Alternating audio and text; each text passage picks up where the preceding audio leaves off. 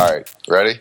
Kayfabe Gimmicks! You know where to find us on Facebook! We're on YouTube! Fiction Entertainment, brother! YouTube! Fiction Entertainment, brother! YouTube! Fucking #1 Kayfabe Gimmicks podcast ever, so. How are you looking for? Put words in the wrong place. Are you recording all this, dude? The best wrestling podcast that's always been.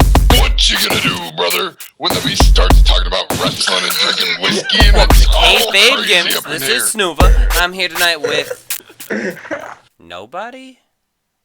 Oh, what happened? Well, we kind of took a long pause, and we got a special guest tonight. They are gonna phone in later, but we're kind of dialing things back. We're taking things to a different level, throwing things around a little bit, switching things up. Tonight is the night where we're going to talk about WrestleMania, because it's over. And the Raw after WrestleMania has already happened, and we're going to recap that. No. You know, I'm not even going to lie to you. We're not even going to do any of that. We're going to literally talk to you about the kayfabe and kayfabe gimmicks. I mean, what is kayfabe? Is kayfabe dead? We've had this conversation on this podcast numerous times before in our lives, and we never really got to an answer.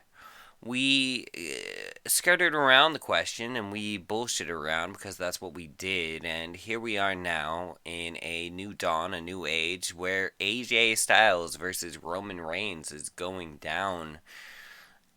For now, is it going down by the time we get to Payback? Probably not. I wouldn't be surprised if somebody gets introduced into the match, make it a triple threat, but, you know, we just came off of one of what I would tell you the greatest WrestleManias ever, and some people would tell you one of the worst WrestleManias ever. They would tell you it was bad booking. They would tell you that there was no progression of storylines, and that is what we're here to talk about. What makes wrestling great?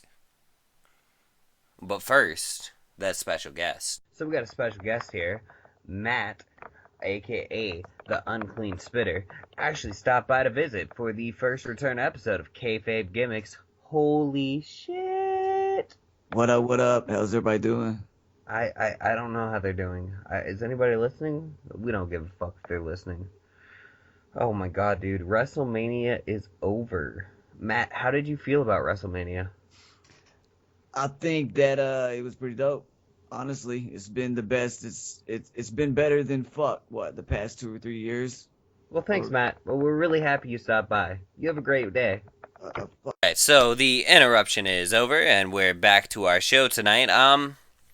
So, where were we? Where are we? How are we going to begin this? I'm going to tell you quite simply, wrestling is fake.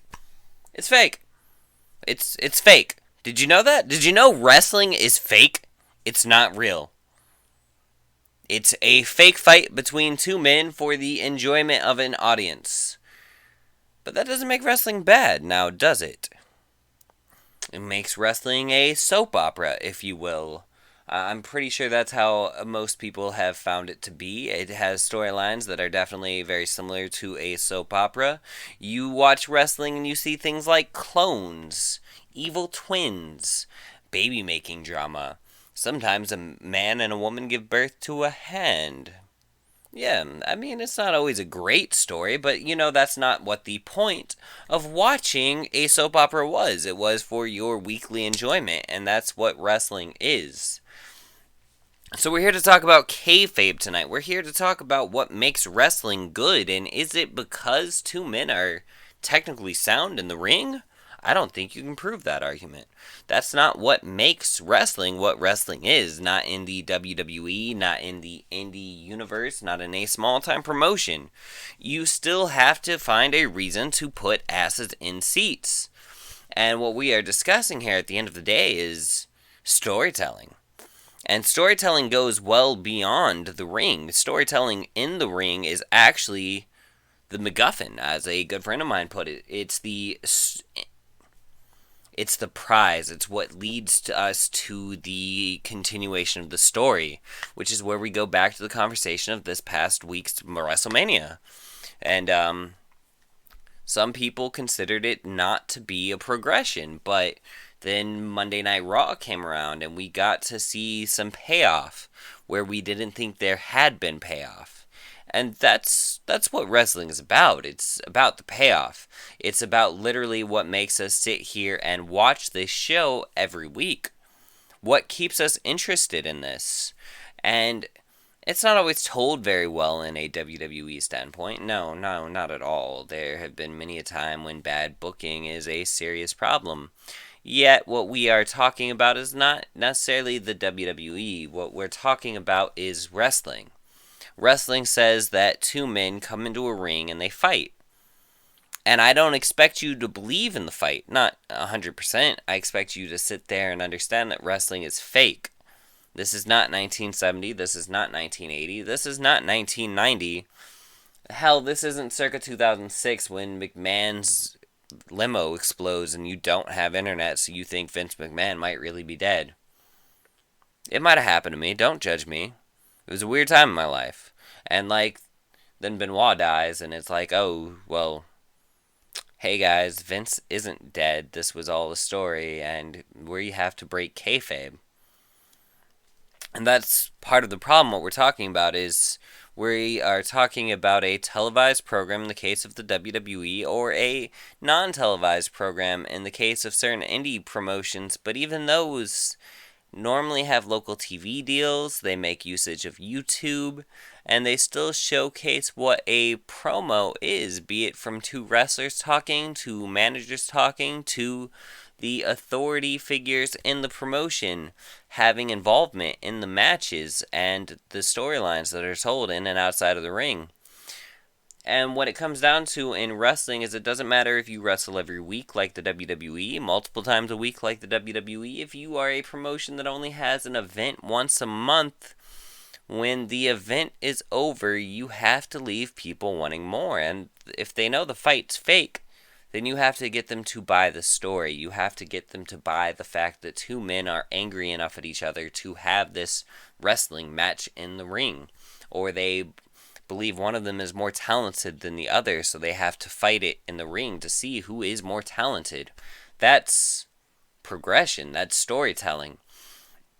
So what we're talking about is not a fight. It's not. I don't ask you to watch wrestling with me because I want you to watch a fight. We can sit down and watch Fight Night. You know, UFC has a weekly program as well. If we're going to watch a fight and be like, oh, I wonder who's going to win. We're here to be told a story and hopefully be surprised by the story.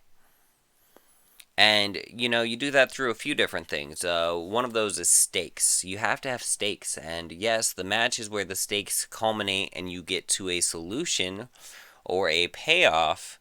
But let's take Roman Reigns, the perennial, oh god, he should be a heel of the WWE right now. Could Roman be over as a face right now? Absolutely. There were no stakes at WrestleMania, or at the Royal Rumble. There weren't really stakes at WrestleMania either, don't get me wrong. It was just a match, and that was actually part of its appeal, and part of what made it so different from anything else that has happened in WrestleMania for a while. There were no stakes. It was a straight match, and we got the straight match, and it took us well beyond our scheduled time. It was one of these fascinating things where WrestleMania went on till 11:45 that night. It literally started at 5 p.m. and went all the way to 11 o'clock. And a few different things happened. There was a lot of matches that just couldn't be called. Nobody really saw Chris Jericho going over AJ Styles. But it worked, and it worked for a reason. You see, that promo he delivered the next night about burying AJ, it makes it all worth it at the end. You have this moment now where your heel is able to say, well, I got over the perennial fan favorite. Why do you think you're any better? And it's nice. It almost introduces stakes into this, but then he doesn't get there. So we're still at a place with no stakes in Roman Reigns. And he stopped entering through the crowd, as someone pointed out to me. He has stopped being respectful. The heel turn is imminent, they say, but, you know, that's not how it should have been. We literally were at a Royal Rumble this year where he entered at number 1 and had to fight 30 other men to keep his belt. And you would feel like that might be stakes. But if you watch wrestling like most of us watch wrestling and you understand that wrestling is fake, you knew one of two things was happening. The WWE was going to break some records. We had a few of them at stakes there. You had the longest time in the Rumble up for grabs. You had the most eliminations in a Rumble up for grabs. You could have pulled off the most eliminations out of multiple Royal Rumbles up for grabs because, Kane's kind of looking low on that right now. Roman's definitely moved his way up. So, what were the stakes? You knew that he was either going to retain or lose. And if you looked at the facts going into the match, and I hadn't looked at them properly, but Vince McMahon had come back, Stephanie and Vince were on TV every week, and Triple H had disappeared. When you think about the fact that Triple H won the Royal Rumble, it's not really a surprise. It's not. It's not a surprise. To put it into modern perspectives again, I saw some backlash because the New Day lost at WrestleMania. Now, there were no stakes on that match. It was not a title match. It was just a straight up, hey, these guys are fighting the League of Nations. And the New Day doesn't lose face by losing to the League of Nations. Though they do come back and look like a much stronger team and like they're actually ready for the fight on Raw. Again, needless things. What we're talking about is stakes in wrestling and how to drive a story and tell a story. It's not the match. I'm sorry, guys. That's the moral of the story. We know it's not real. So if wrestling's not real, we have to become emotionally invested. And Roman had this place where he could have been the greatest face champion of the world, and Bray Wyatt could have been the greatest heel in the company just a few months prior to all of this, when we were running the Bray Wyatt versus Roman Reigns storyline. If Bray Wyatt had literally popped up on TV having tea with Roman's daughter in Roman's house, you would have felt more towards Roman. There would have been an opportunity to put you into Roman's shoes and feel his pain and feel where he's coming from. Take the night after WrestleMania.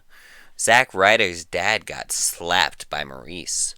And you know what? That hits most of us because we could understand watching our parent get slapped. It throws you off. And then you lose the belt, and you're in Zack Ryder's shoes. You're there. You're like, oh my God, this just happened to me. The pain, the travesty, you feel it. We haven't had that moment with Roman yet. And turning him into a heel isn't going to necessarily make us feel that moment. Yes, it will appeal to the smarks, but it will not appeal to the everyman feature of making us actually care about a man. Funny story, I had a lot of hate towards Kevin Owens when Kevin Owens debuted on the main roster. And one of these things about the Kevin Owens thing was his gimmick was prize fighter. We can talk about the gimmick in Kayfabe Gimmicks too, guys. His gimmick was a prize fighter. But he came to Raw, started insulting John Cena, dropping all of the smarkiest marks available, just so he could get the internet wrestling crowd's approval. But then he's giving out interviews about how his son loves John Cena and is so proud to see his dad wrestle on Raw, but, he still loves John Cena. It's really funny because I don't want to see the heel as a family man. I don't. Kayfabe has to stay strong. We can go to NXT, Nakamura. Nakamura is one of these gentlemen who actually has kayfabe all the way down to the way they walk. When he cocks back his arm to deliver a forearm, you can see it in every movement he makes. It's methodical. It's precise. It's designed to fit his style. And you can see that in people like Bray Wyatt as well. Don't get me wrong. There are WWE performers who have had this ability and shine by it. But you need this all the time. Kayfabe is very important to wrestling. And we've kind of gone away from it. And I understand I'm just like the next guy. I love to hear the road stories. I love to hear about all of the things that happen behind the ring. But at the end of the day, I can't expect Joe and his wife and their 2 kids to come sit down and watch this program. I can't expect all of these people to come down to the local community center to watch two guys put on a technical match. I mean, yeah, maybe some of them are going to, but the 50-year-olds in the audience, they're not really here to see a technical fight. And they are going to be excited by seeing drama, which is why that even in the indie wrestling, you have managers.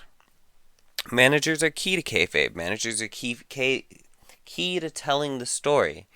That's what wrestling's all about. It's about a story. And it's not about a story of like who's the better fighter. It's a story about many different things. That's why it's been related to a soap opera. Wrestling is exactly that.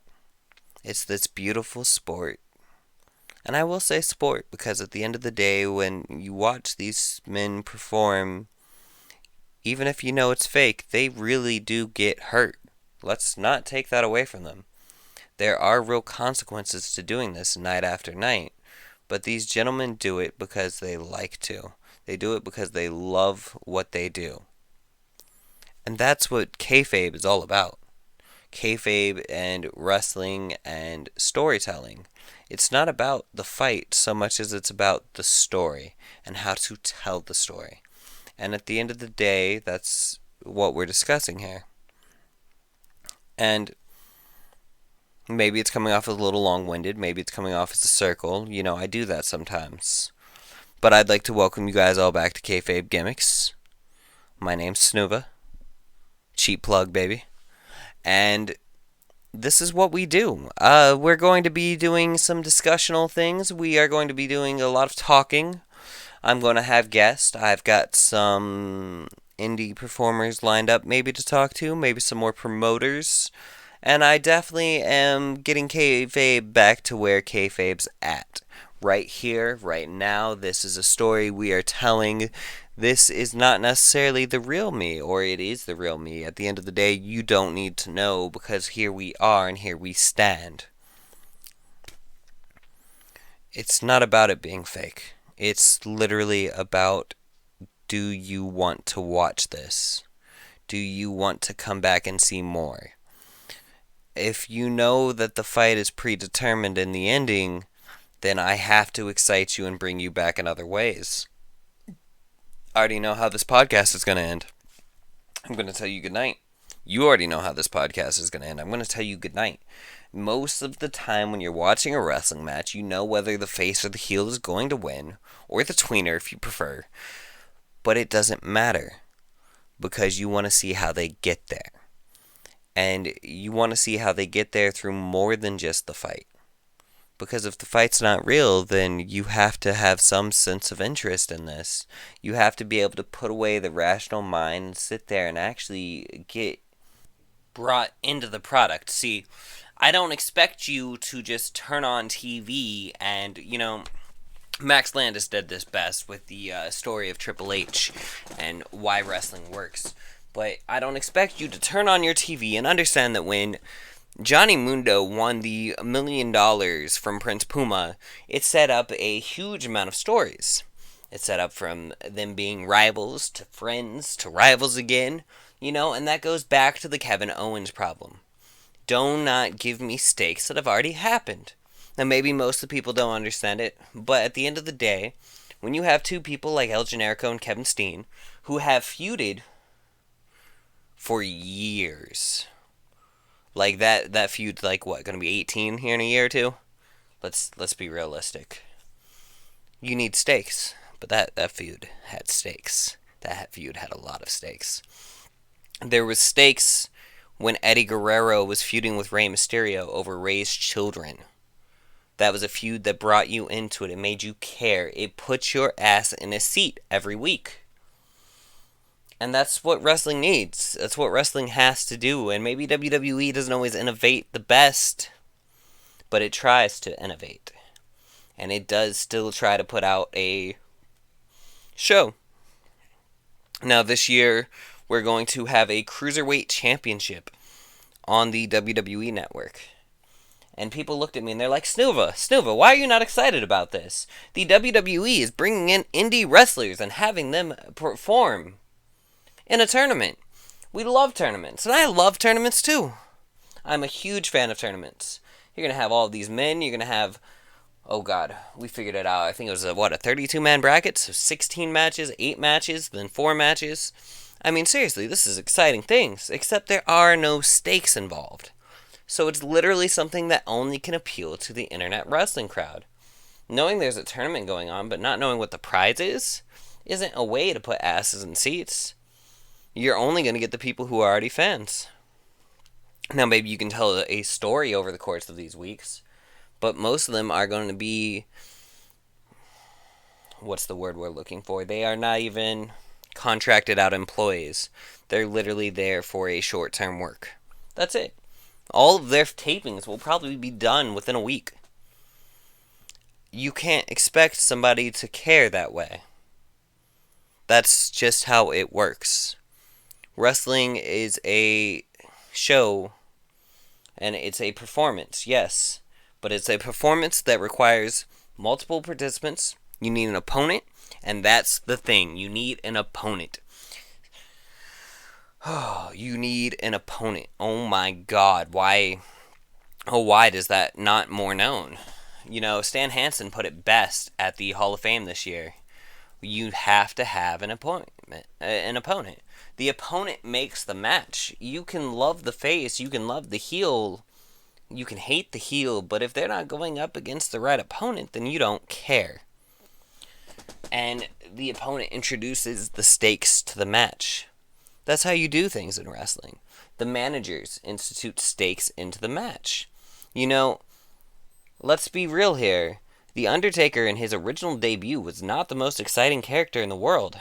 However, Percy Pringle as Paul Bearer brought more to it. He made the character work. He's the one who brought The Undertaker to life when The Undertaker didn't have much life. The Undertaker's wrestling style has never been very technical. It's not necessarily the greatest thing to watch. But Percy Pringle made it must-watch TV. That's just how things worked right then. The urn that contained his ashes was one of those ways that The Undertaker had stakes. Who controlled the urn controlled The Undertaker. Who controlled the urn had his life in their hands was a storyline at one point. This was a real thing. Eddie Guerrero stole those ashes at one point. You know, once Mankind got introduced, we kind of got more of that technical, it wasn't even technical wrestling, but we had a man who could match Percy Pringle on the mic in Mankind, and these dark promos going on. The Ministry caused these dark promos, and The Undertaker started to talk more, and that's how we introduced stakes with The Undertaker. The Undertaker will never, ever be the most technically proficient wrestler in the world. He's not a Daniel Bryan, but he's someone that people like to watch. And there was always stakes in his WrestleMania matches. Huge stakes. Even in a match like Giant Gonzalez, which, oh god, he didn't have the right opponent. However, he had what mattered. He had a streak on the line. You know, a lot of The Undertaker's WrestleMania matches could be considered so-so. I've been outspoken many a time about the Shawn Michaels and Triple H feuds. The Shawn Michaels is the perfect example, because back in 2011 when that started, there was no real stakes for the first Undertaker Shawn Michaels match. The stakes were gone. Shawn Michaels was in a bad program with JBL, and he did not do certain things as JBL's paid employee, because they did not fall in with his certain values, his home life. And he was having problems separating kayfabe and real life. So you never got to see a real evil Shawn Michaels when he was working for JBL. You never got to see a real evil John Cena when he was being forced to work for the Nexus. These things didn't happen. So what do? We have to introduce better stakes. Stakes put asses in chairs. That's what it is. That's what we've been talking about, and that is kayfabe. We have to still have that, okay, this is the story, this is real life. They're separate. Maybe it worked in the 90s for the Attitude Era, but even then, there were not only stakes, but you watched every week because they put you in this position where you're like, okay, what is going to happen? is this real, is this not real? And you know, there was probably more kayfabe involved in that than you would have imagined. Or could have imagined at the time when you were watching. But it didn't matter. You sat down and you watched every week. So, like always, this was Kayfabe Gimmicks. This is Snuva. We had that cheap plug by Eviction Records. Unclean Spitter came on tonight. We gotta thank him for that. Oh, Lord, that's my boy. And at the end of the day, it is what it is. You just have to remember that wrestling isn't real. So why do you watch wrestling? The story. I mean, really. That's why we watch wrestling. That's why wrestling has appealed to us. That's why we are fans of wrestling, and that's why we do this. And that's the first episode of Kayfabe Gimmicks, now that we're back. I just wanted to thank you guys for listening. Leave a comment, leave a like. We have a Facebook group, also known as Kayfabe Gimmicks. I might not only even talk about wrestling here. This is its own little thing, and Kayfabe Gimmicks is a way of life for me. There are gimmicks in life, and there is moments in life where you have to keep things between your personal life and your work life. They're not always going to be the same thing. They can't be. We don't go to work to make friends. Not really. Sometimes it happens, but again, this was Snuva. I'm going to have some special guests this year. Absolutely. I've got some promoters I know. I got some indie wrestlers I know. We got some people to talk to, I'm sure. And we have plenty of this. Conversational pieces, and I'd love to hear your input. Tell me how you feel about this. Thanks again for listening. Peace out. Bitches. This was Snuva.